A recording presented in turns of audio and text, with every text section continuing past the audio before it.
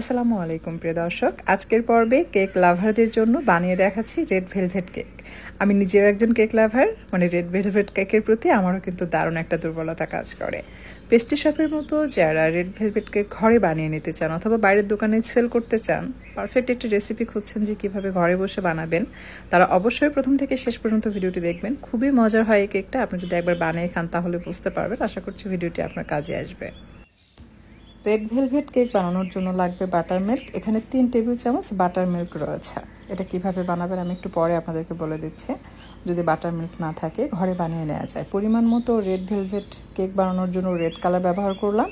দিয়ে দিয়েছি 3 থেকে 4 টেবিল চামচ পরিমাণ সয়াবিন তেল, আর এই পর্যায়ে দিয়ে দিচ্ছি বাটার ফ্লেভার। এই বাটার ফ্লেভার এবং রেড ভেলভেট কালারের যে রেড কালার, এই দুইটাই আমি চাইনিজ ফুডের দোকান থেকে কিনেছি। নর্মালি পেস্ট্রি শপের দোকানদাররা কিন্তু চাইনিজ ফুডের দোকান থেকে এই খোলা ফুড কালার বা ফ্লেভারগুলো কিনে থাকে। আর কেক বানানোর জন্য আমি এখানে 4টি ডিম নিয়েছি। এটাকে এমনভাবে বিট করতে হবে এটার ইয়েলো কালার চেঞ্জ হয়ে যখন এরকম হোয়াইট হয়ে আসবে সেই পর্যায়ে আপনাকে বিট করা থামাতে হবে। তবে মাঝে মাঝে আপনি থামিয়ে থামিয়ে বিট করে নিতে পারবেন।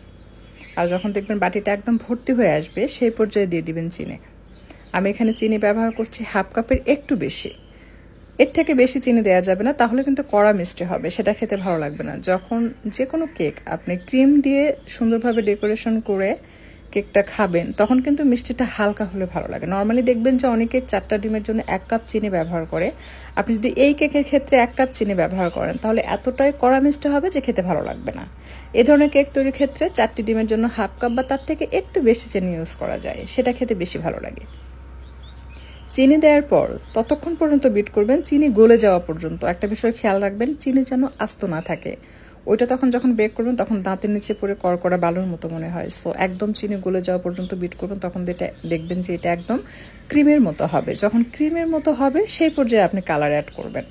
আর এই কালারটা ততটুকু দিবেন যতক্ষণ পর্যন্ত আপনার কাছে মনে না হবে যে রেড কালার এসছে। আমি অবশ্য মেপে দিইনি, আমি একটু একটু করে ঢেলে দিচ্ছিলাম, কারণ প্রায় সময় তো আমার কেক বানানো হয় না, অনেক দিন পর পর মন চাইলে একটু বানানো হয়।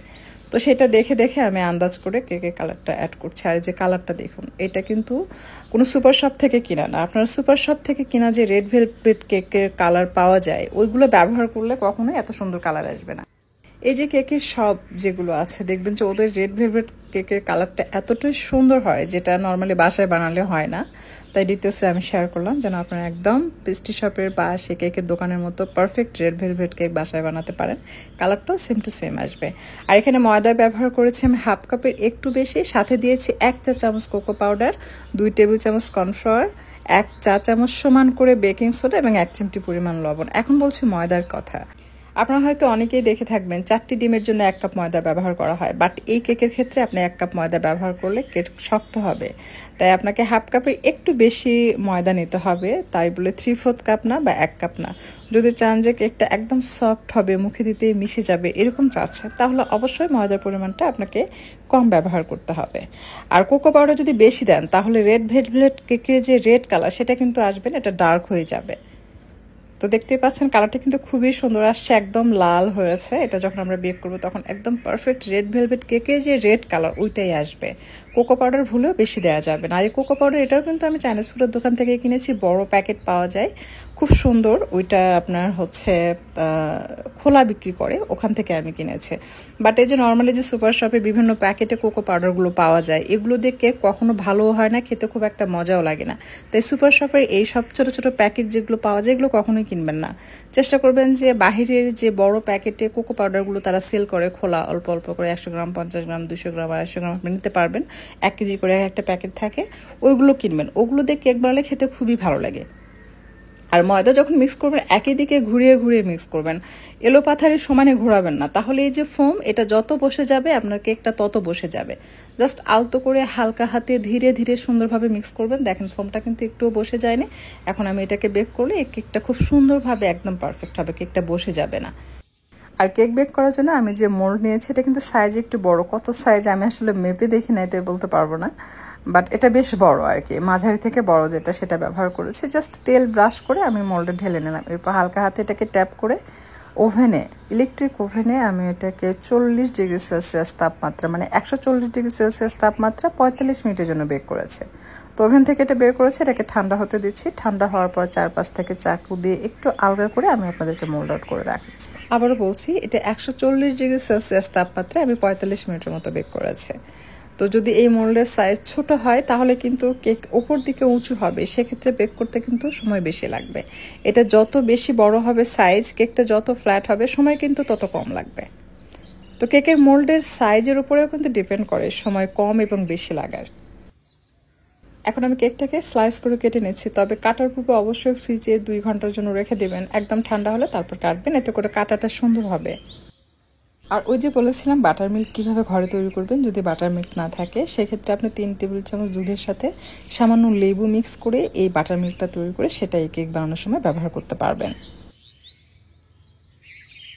এখন এটা কালারটা দেখুন, একদম পারফেক্ট না? না পিঙ্ক হয়েছে না ডার্ক হয়েছে। অনেক সময় দেখা যায় যে কোকো পাউডার না দিলে এটা যখন বেক করবেন এটা পিঙ্ক কালার হয়ে যাবে, আবার কোকো পাউডার বেশি দিলে এটা ডার্ক কালার হয়ে যাবে। তো আমি যেভাবে যে পরিমাণ দিয়েছি এটা যদি আপনারা প্রপার ফলো করেন তাহলে একদম খুব ভালো একটা রেজাল্ট পাবেন। আর কিছু এক্সট্রা কেক আমি রেখে দিয়েছি, দেখুন। এটাকে ব্লেন্ডারে ব্লেন্ড করব, তাহলে একদম রেড ভেলভেট কেকের যে গুঁড়া সেটা সুন্দরভাবে তৈরি করা যায়। আর এখানে নিয়েছি আপনার হুইপড ক্রিম, 1 কাপের একটু বেশি হবে। 2 টেবিল চামচ ভর্তি করে গুঁড়া দুধ দিয়েছে। গুঁড়া দুধ দিতে কৃপণতা করবেন না, এই গুঁড়া দুধ আপনার ক্রিমের দুটো কাজ করবে, একটা হচ্ছে স্বাদ বৃদ্ধি করবে আর একটা এই ক্রিমটাকে টাইট করবে। অনেকেই বলেন যে আপু ক্রিম শক্ত হয় না বা গরমের সিজনে ক্রিম বানালে সেটা নাকি গলে যায়। আপনার গুঁড়া দুধের পরিমাণ বেশি ব্যবহার করবেন, দেখবেন ক্রিম টাইটও হবে, গলেও যাবে না। আর যখন এটার মধ্যে আপনি কনডেন্স মিল্ক ইউজ করবেন সেটা একটু ফ্রিজে রেখে ঠান্ডা করে সেটা মিক্স করবেন। এই কেকের ক্রিমটা কিন্তু এমনিতেই মিষ্টি থাকে, বাট আপনি খুবই অল্প পরিমাণ কনডেন্স মিল্ক দিয়ে এটা মিষ্টিটা বাড়াতে পারেন, তবে খুব বেশি মিষ্টি দিবেন না, তাহলে কিন্তু ভালো লাগবে না। আমি এখানে জাস্ট সমান করে 2 টেবিল চামচের মতো কনডেন্স মিল্ক দিয়েছি, এর থেকে বেশি দেওয়া যাবে না, কারণ এ ধরনের কেক হালকা মিষ্টি খেতে ভালো লাগে, বাট কেউ কড়া মিষ্টি খেতে পছন্দ করলে বেশি দেওয়া যাবে। পার্সোনালি আমার কাছে হালকা মিষ্টি ভালো লাগে। এটা দেওয়ার পর এটাকে বিট করতে হবে যতক্ষণ পর্যন্ত ক্রিম টাইট হয়ে না আসবে। একটা সময় দেখবেন যে আপনার হাত ব্যথা করবে এবং এটা টাইট মনে হচ্ছে, তখন আপনাকে বুঝতে হবে যে আপনার ক্রিমটা রেডি হয়ে গেছে। এটা আমি কিন্তু গরমের সিজনেই বানিয়ে দেখাচ্ছি, বাট একটুও ক্রিমটা গলে নাই। আমি এটাকে পুরোপুরি সুন্দরভাবে ডেকোরেশন করে আপনাদেরকে দেখাচ্ছি, মানে প্রথম থেকে শেষ পর্যন্ত একটা কেক বানাতে যা যা করা দরকার প্রত্যেকটা জিনিস কিন্তু আমি ডিটেলসে আপনাদেরকে স্টেপ বাই স্টেপ দেখালাম, তাকে যারা একেবারে নতুন তারা যেন পারফেক্টভাবে এটা তৈরি করতে পারে। আর সুগার সিরাপ দিয়ে কেকটা অবশ্যই ভিজিয়ে নিতে হবে, এতে করে কেকটা জুসি হবে, ড্রাই মনে হবে না। অনেক সময় দেখবেন কিছু কেক খেতে গেলে ড্রাই মনে হয়, আবার কিছু কেক খেতে গেলে বেশি জুসি মনে হয়, ওইটাও আবার ভালো লাগে না। ঠিকঠাক মতো দিতে হবে। আর সুগার সিরাপ আমি কিভাবে বানিয়েছি সেটাও বলছি। 1/4 কাপ পানির সাথে 1 চা চামচ চিনি আর সামান্য লেবুর রস মিশিয়ে জাল করে ঠান্ডা করে সেই সুগার সিরাপটা আমি ব্যবহার করেছি। এরপর স্টেপ বাই স্টেপ ক্রিম লাগিয়ে এটাকে সুন্দরভাবে ডেকোরেশন করতে হবে। এটা আসলে ডিপেন্ড করে যে কে কতটা সুন্দরভাবে এটা বানিয়ে নিতে পারে বা কে কতটা এটা মানে প্র্যাকটিস করেছে, এটার উপরে এটা ফিনিশিং ডিপেন্ড করে। আমি যেহেতু সবসময় কেক বানাই না, সো আমার ফিনিশিংটা ওই লেভেলের হবে না, বাট এটা দেখে আপনি কেক বানাতে বানাতে একটা সময় এতটাই সুন্দরভাবে আপনি এটা ডেকোরেশন করতে পারবেন যে আমার থেকে বেস্ট ডেকোরেশন করতে পারবেন। আর উপর দিয়ে আমি হোয়াইট চকলেট দিয়ে দিচ্ছি, এতে করে দেখতে সুন্দর লাগে, খেতেও ভালো লাগবে, বাট এটা অপশনাল, কেউ চাইলে স্কিপ করতে পারবেন। আর এই যে রেড ভেলভেট কেক, এটা আমি ব্লেন্ডারে ব্লেন্ড করে গুঁড়া করে নিয়েছি, সেটা উপর দিয়ে জাস্ট এভাবে ছড়িয়ে ছিটিয়ে দিচ্ছি।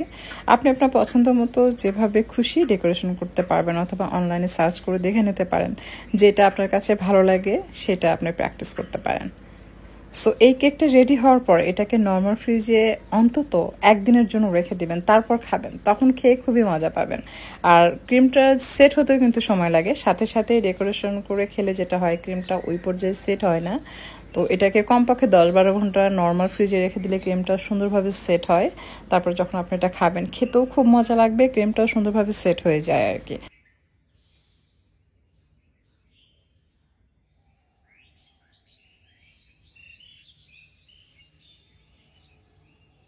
এখন আমি আপনাদেরকে কেটে দেখাবো যেটা আসলে দেখতে কেমন হয়েছে। আমি কিন্তু সাথে সাথে আপনাদের কেটে কেটে দেখাচ্ছি না, আমি ওভারনাইট এটাকে নর্মাল ফ্রিজে রেখেছিলাম, তারপর বের করে কেটে আপনাদেরকে দেখিয়ে দিচ্ছি।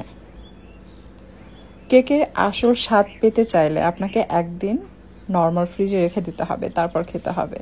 তো দেখুন এটা যে কতটা লোভনীয় লাগছে। আশা করছি ভালো লেগেছে। যদি রেসিপি ভালো লাগে লাইক কমেন্ট শেয়ার করবেন। আর এরকম সহজ মজার এবং পারফেক্ট সব রেসিপি পাওয়ার জন্য আমার চ্যানেলটি সাবস্ক্রাইব করে নিয়মিত চ্যানেলের সাথে থাকবেন। ধন্যবাদ, সবাইকে বিদায় নিচ্ছি। আজকে এ পর্যন্ত, আর কথা বাড়াচ্ছি না। আপনাদের সকলের সুস্বাস্থ্য কামনা করছি। আল্লাহ হাফেজ। আরেকটা বিষয় সেটা হচ্ছে দেখবেন যে প্রতিটা পরিবারে কিন্তু কেক লাভার থাকে বা কেকটা খেতে খুব পছন্দ করে। দেখবেন বাহির থেকে কেক কিনে এনে খায়, এতে প্রচুর খরচ পড়ে বা সংসারের খরচাটা বেড়ে যায়। তো এইরকম একটা কেক কিন্তু বাইরে আপনি অনায়াসে চোখ বন্ধ করে 12 থেকে 1400 টাকা সেল করতে পারবেন। বাট এই পরিমাণ টাকা দিয়ে যখন আপনি কিনতে যাবেন তখন কিন্তু খুব লাগে যে এত টাকা দিয়ে কেক কিনবো। তারপরে দেখবেন যে পুরো পরিবার মিলে খেয়ে কিন্তু তৃপ্তি হয় না। বাট এই পরিমাণ টাকা খরচ করলে অনায়াসে আপনি এরকম 5 থেকে 6টি কেক বানিয়ে ফেলতে পারবেন নির্দ্বিধায়। তো খরচ বেঁচে গেল, পাশাপাশি আপনার পরিবারের যে চাহিদা সেটাও কিন্তু আপনি অল্প খরচে মেটাতে পারছেন। তো আজকাল আমি দেখি প্রায় সময় আমার ছেলে মেয়ে বাইরে গিয়ে কেক খায়। তো ভাবলাম যে এখন ওদের কেকের চাহিদা বেড়েছে, ভাবলাম প্রায় ওদেরকে কেক বানিয়ে খাওয়ায়, তাকে ওদের এই চাহিদাটা নষ্ট হয়ে যায়। কারণ বাইরে কেক খেতে ততটা ভালো লাগে না। ওরা আজকাল টেস্টি ট্রিট থেকে কেক নিয়ে আসে, চকলেট কেক, যেটার ক্রিম খেতে গেলে নারিকেলের তেলের গন্ধ পাওয়া যায়, সেটা একদমই বাজে লাগে খেতে। বাট ওদের কাছে ভালো লাগে, ওরা ওইটাই খাওয়া শুরু করছে। তাই বাধ্য হয়ে আমি কেক বাসায় বানানো শুরু করছি।